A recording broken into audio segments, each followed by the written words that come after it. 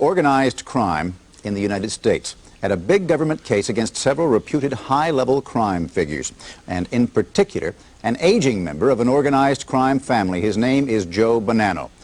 Bonanno spent the night in a hospital in Arizona. Hours before being admitted there for chest pains, Bonanno had been found in contempt of court and placed in federal custody.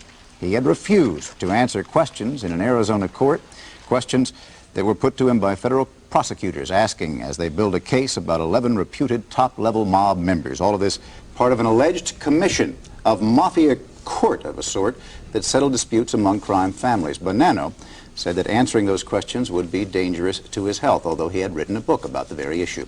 This morning we're going to talk about Bonanno's silence and how it could affect the government's case against this alleged crime commission.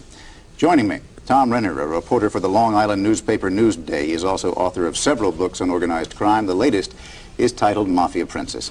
Jonathan Quitney is also with us. He's a reporter with the Wall Street Journal. He is the author of Endless Enemies, The Making of an Unfriendly World. And also with us this morning we have Mr. William Kunstler, who is defending Mr. Bonanno in this case. Is it Mr. Bonanno's position and your position as his counsel that he is too ill to testify and will, as far as the eye can see, be too ill to testify?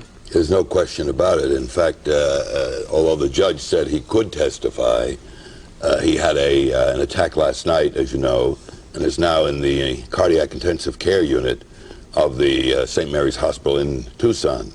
I thought the judge was totally wrong, that he was really essentially working with the government in order to try to force this 81-year-old man. Can you ever fathom a time when Mr. Bonanno will ever be healthy enough to at least put pen to paper or to whisper into a microphone or to do anything at all telling the government about what he knows about the commission? I don't. His two doctors, one of whom was treating him for many years, and one who took over when the other doctor had to go back to Alabama to his home, have said that it would kill him. His blood pressure rises way above the 200 level, and then yesterday sank back way below the dangerous level, went down under 100. And he sits there in this travesty of a courtroom in a hospital and getting nitroglycerin shots to keep him going, pills and so on to keep the blood pressure from going up or down. And it was, I think, to most reporters there, as well as most observers, it was sort of a charade on the judicial process. Mr. Renner, do you believe a word of that? I find it difficult to believe. I've seen Joe Bonanno having problems with his health on a number of occasions, and interestingly enough, he was under surveillance on those occasions when he would go to court and say he was in ill health, and they'd have photographs of him at a telephone booth calling Canadian officials or Canadian people that he dealt with or people in Pennsylvania. Joe was an old operator. I think the thing I find surprising is that he wrote the book in the first instance, and that's how he's gotten himself in the soup. Why, if, as Mr. Renner says, Mr. Bonanno is capable of testifying in some fashion, why does he so steadfastly refuse? Well, I haven't examined Mr. Bonanno, but I've covered dozens of trials of these kinds of guys, and they are almost never without a few doctors who are willing to come up and say that they've got cancer, heart disease, or whatever the ailment of the moment happens to be. They're out and hopping soon afterwards. So is President Nixon, as you understand, with his phlebitis. I don't think that's a meaningless situation. Neither of these men are doctors, and we have sworn physicians' testimony in this situation. And we're not talking about Joe Bonanno 20 years ago. Or what's interesting about what you say, Mr. Kunstler, is that you say not only is he under the weather now, but I just can't ever fathom a time when he wouldn't be under the weather. Well, he's had problems in the past, all of which have been documented by court-appointed physicians with heart condition. This is not a new condition with him, but now he's 81 and he's in very bad shape. Even the government physician said he has significant illness. The only dispute was whether it would kill him. And the judge has made a policy decision, which I think is a wrong one and a dangerous one to make, that it would kill him. But it really reflects that the so-called mafiosi, just like so-called political activists, terrorists, and so on, get different shrift in the courts than other people. Mr. Renner, there are those people, as you know, who believe that it very well might kill him, but it wouldn't be of natural causes. Would you think that that's true? Would he be threatened? Do you think somebody could have spoken to him about this? I think between the time he wrote the book and the time he testified in November and the time now, he has been paid a visit by someone and advised that it would be unhealthy to testify in this case. This is a very significant case. It involves the 5 bosses of the crime families in New York. It involves their underbosses in some capital regimes. And it could have a very serious effect. Joe's testimony, if in fact he gave testimony, would be one piece of the puzzle for the overall RICO case that could put these... Organized crime. Organized crime.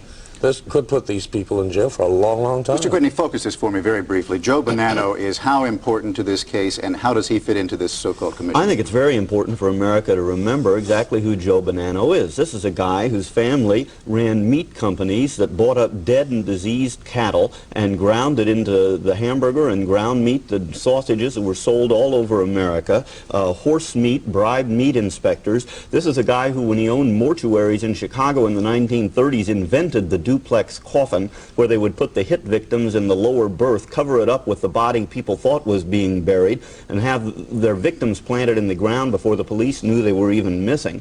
This is a guy who, as recently as a few years ago, controlled the pizza industry in the United States by controlling the mozzarella cheese manufacture, where to manufacture mozzarella cheese except under his auspices meant fire or worse, and for all we know it's going on now.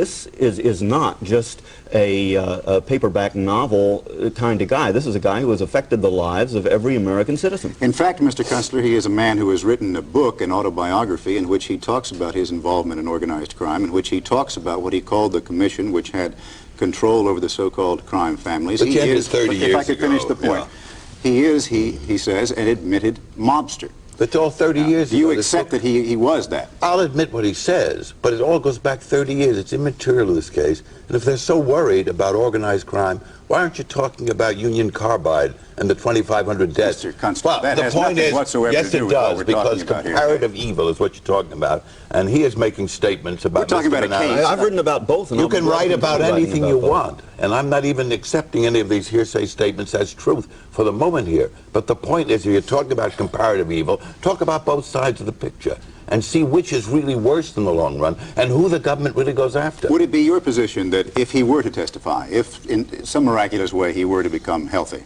he would have nothing of consequence? It would to tell add the nothing government? whatsoever. What he talks about ends 30 years ago. This RICO statute wasn't even in operation or enacted at that time. Let's try Mr. Renner. Do you think that Mr. Bonanno's knowledge is 30 years old? No. Mr. Bonanno's knowledge is quite current, probably within the last few years. He would be able to testify in terms of the commission, perhaps 30 years ago, but that's what they need. They need that foundation in presenting the case to carry on forward to the present time. Now let's suppose U.S. Attorney Giuliani could prosecute this case against this alleged commission. How critical would it be in attacking organized crime? Oh, I think it would be very significant. If he were able to get people convicted, the people involved convicted, it would deal us a very serious blow, because you're not talking just about the very top level of the crime families. You're talking about succeeding levels, and it would have a very serious effect. All right, gentlemen, all three, we thank you very much for coming by this morning. We will be following the case with a great deal of interest. Thank you. Thank you.